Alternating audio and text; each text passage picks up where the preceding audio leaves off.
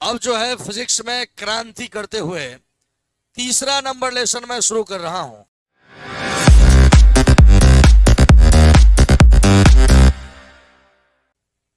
देखो,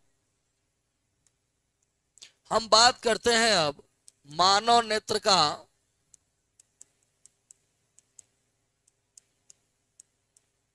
सचित्र वर्णन।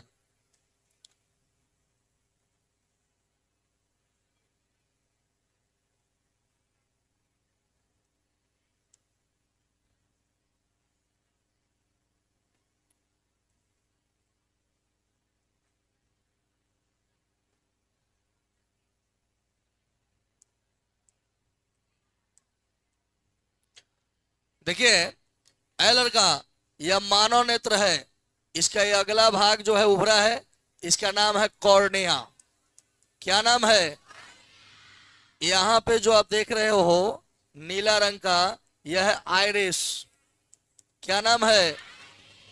और जो बीच में छिद्र देख रहे हो, इसका नाम है पुतली। क्या नाम है?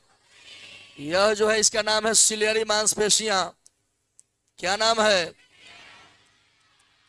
सिलियरी मांस पेशियां नाम है। इसका नाम है नेत्र लेंस। क्या नाम है? इसके भीतर जो ये मटेरियल भर रहा हूं अभी, ये सब जो है इसका नाम है जलीय द्रव। क्या नाम है? जलीय द्रव। इसके भीतर जो मटेरियल है इसका नाम है कचाभ द्रव। क्या नाम है? और यह जो है इसका नाम है रेटिना। क्या नाम है? अब आइए इन सब महत्वपूर्ण बिंदुओं पर हम चर्चा करते हुए इस बात को समझाते हैं। देखिए, मानव नेत्र लगभग गोलीय होता है। कैसा होता है? मानव नेत्र लगभग, इसका अगला भाग उभरा हुआ होता है। कैसा है? यह उभरा हुआ है ना, इसका अगला भाग उभरा हुआ होता है, जिसे कॉर्निया कहते हैं। क्या बोलते हैं? कॉर्निया के पीछे एक झिल्ली होती है। यह जो देख रहे हो इसका नाम क्या है? झिल्ली। ये झिल्ली होती है और इस झिल्ली को हम आइरिस कहते हैं। क्या कहते हैं? इस झिल्ली का नाम क्या है? आइरिस के बीच में एक छिद्र होता है, देख रहे हो यहां, इसके बीच में एक छिद्र होता है जहां से प्रकाश नेत्र के भीतर प्रवेश करता है। इस छिद्र को हम, इस भाग को हम क्या बोलते हैं? पुतली। क्या कहते हैं?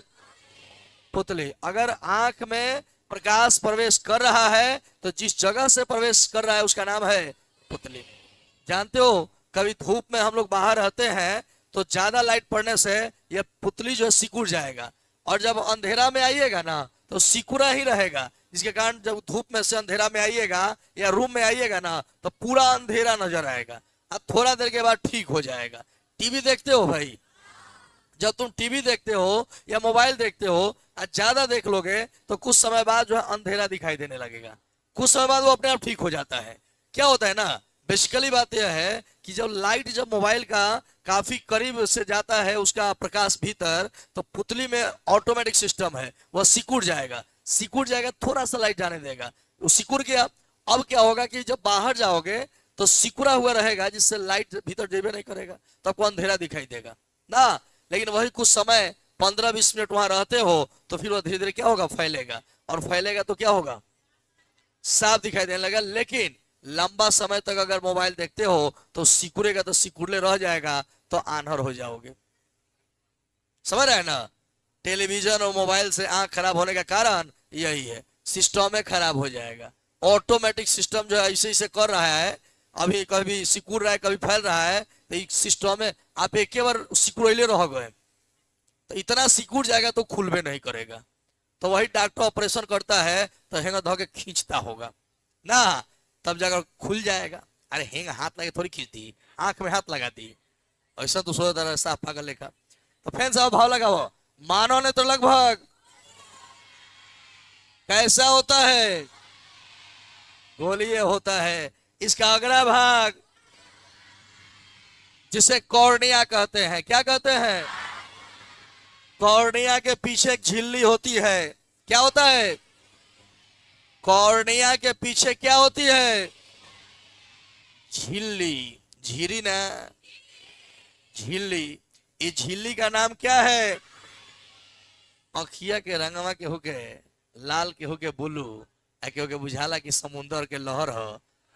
ऐ त इ काथी के वजह से, आयरिस के वजह से। अखिया के होके ब्लू हो जाए, क्योंकि लाल हो जाए, क्योंकि पियर हो जाए, क्योंकि करिया हो जाए, तो आंख के रंग निर्भर करेला काथी पर भाई। क्लियर बानो? लगे लगे ऑब्जेक्टिव सधा देता ने। तो है झिलिया के नाम का हो? इस झिलिया में बीच में को छिद्र होता है, और जहां से प्रकाश जाता है, इसका नाम क्या है? पुतली के पीछे सिलियरी मांसपेशियां होती हैं। क्या होती हैं?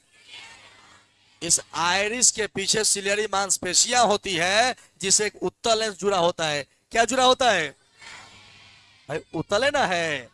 इसे नेत्र लेंस भी कहा जाता है। नेत्र के सबसे अंतिम पटल पर सिलियरी तथा शंकु तथा क्षर कोशिकाओं की बनी हुई एक रचना होती है, जिसे रेटिना कहते हैं। किसी वस्तु का प्रतिबिंब ऐसी रेटिना पर बनता है। यह प्रतिबिंब कॉर्निया और नेत्र लेंस की सहायता से बनता है। नेत्र लेंस और कॉर्निया के बीच में जो द्रव भरा होता है उसे जलीय द्रव कहते हैं, और नेत्र लेंस और रेटिना के बीच में जो द्रव भरा होता है उसे हम कचाव द्रव कहते हैं। रेटिना पर बना हुआ प्रतिबिंब वास्तविक, उल्टा और वस्तु से छोटा होता है, परंतु मस्तिष्क की संवेदना के कारण यह हमें सीधा और बड़ा दिखाई देता है।